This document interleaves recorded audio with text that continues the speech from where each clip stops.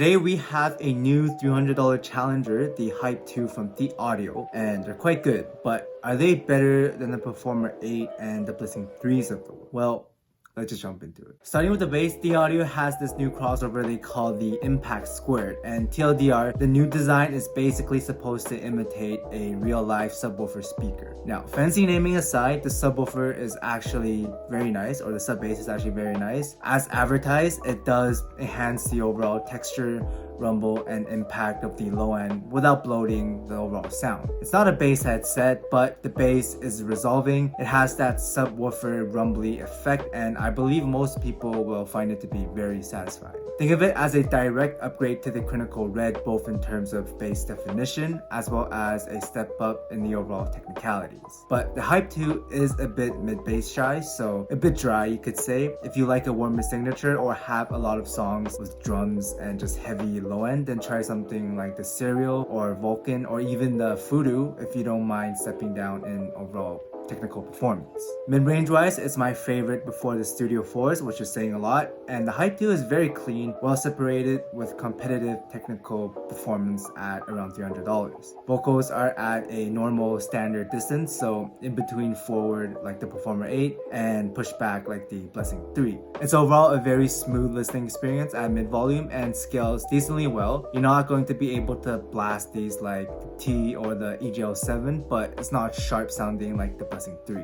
The upper mids and treble is non-fatiguing at mid-volume because, well, almost all IEMs become fatiguing at higher volumes, but the Hype 2 doesn't have that peak at 6 and 8K, unlike the Blessing 3, which can get a little bit fatiguing. The treble is also airy with a good balance of sharpness and air. Not the smoothest or the airiest I've heard. The notes aren't as sharp as the Blessing 3, but no issues, and you're basically trading off a bit of note definition for a smoother listening experience. Now, I know some of you guys are wondering, how does the Hype 2 compare to the Monarch Mark 3s? And the answer to that is, it's basically a mini Monarch Mark 3. The main difference lies in that the Mark 3's low end is more impactful, it slams a bit harder, and overall sounds a bit fuller because of the increased mid bass. The Mark 3 also is just an overall bump in terms of detail retrieval as well as having smoother treble. But the Hype 2 soundstage is actually very wide like the Mark 3s. This again could just be psychoacoustics and ear anatomy and all that. But to my ears,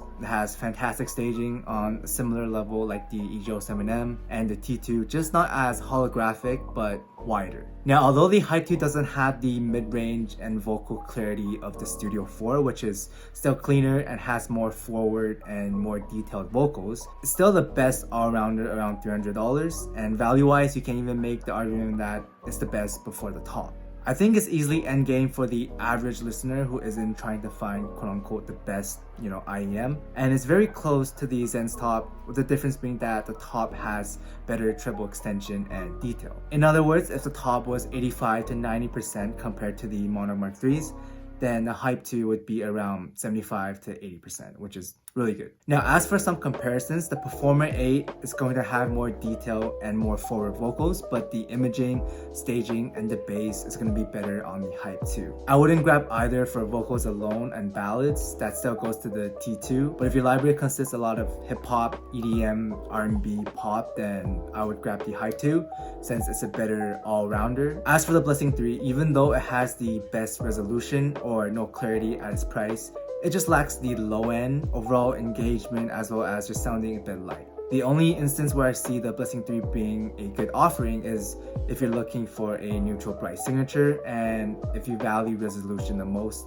so sharpness and clarity. I would still take the Hype 2 over the Blessing 3 because the stage and low end is just way better and the imaging is equally as precise as the Blessing 3 and it scales better. But overall, at around $300, I would get the Performer 8 for the forward vocals and details, the Blessing 3 if you like a brighter sound or if you want the cleanest resolution, and the Hype 2 for the best bass, staging, and just the best all-rounder. The Quintet can also be a great replacement for the B3 as a neutral bright signature if you can overlook the metallic timbre because it doesn't sound as natural as the Blessing 3, but that aside, technicality wise, they're very similar. But with all that being said, the Hype 2 gets an A+ for tuning an A for tech, A for vocals, giving it an overall rank of A and puts it around the top of the A list in the ranking. It's overall a very solid all-rounder, and I highly recommend it if you're looking for something that could just cover a wide variety of genres. With all that being said, a solid release from The Audio and very competitive at its price point right now. I also got the Mark III's and Prestige review coming next,